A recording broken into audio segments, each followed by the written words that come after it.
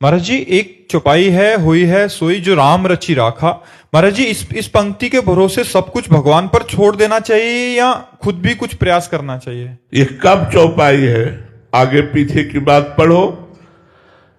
भगवान शंकर ने भगवान श्री राम जी को देखा कि हे खग, हे मृग, हे मधुकर श्रेणी, तुम देखी सीता मृग नैनी, ऐसा विलाप कर रहे हैं।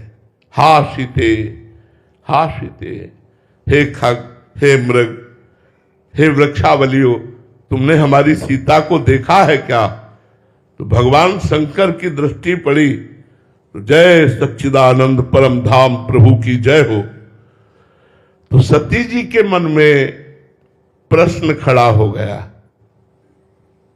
भगवान की सगुण लीला बड़ी विचित्र है। या देवी सर्वभूतेषु बुद्धि रूपेण संस्थिता नमस्तस्यै नमस्तस्यै नमस्तस्यै नमो नमः।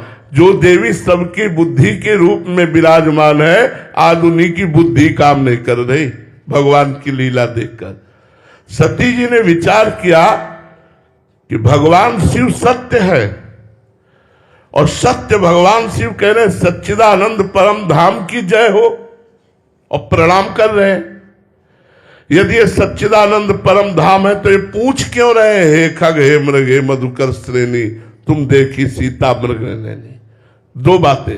एक तो सीता जी की इतनी विराग्नि, सच्चिदानंद में इतनी आसक्ति।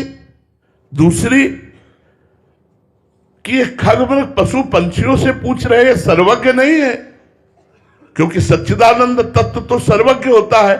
इनको पता होना चाहिए सीता कहां है।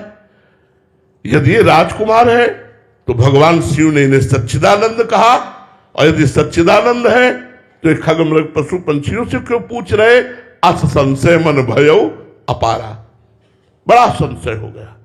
भगवान शंकर ने देखा सती के मन में संशय है, तो भगवान शंकर ने बताया, मुनि धीर जोगी सिद्ध संतत विमल मन जे ध्यावहि। बड़े बड़े सिद्ध मुनिजन जिनका ध्यान करते, ये भगवान श्री राम नर लीला कर रहे हैं, इसलिए ऐसा पूछ रहे। लेकिन सती जी की समझ में नहीं आया। बार बार वही प्रश्न इनके अंदर खड़ा। यदि राजकुमार है तो भगवान शिव ने क्यों प्रणाम किया सच्चिदानंद कह के? यदि सच्चिदानंद है तो फिर ये खग मृग पशु पंछियों से क्यों पूछ रहे?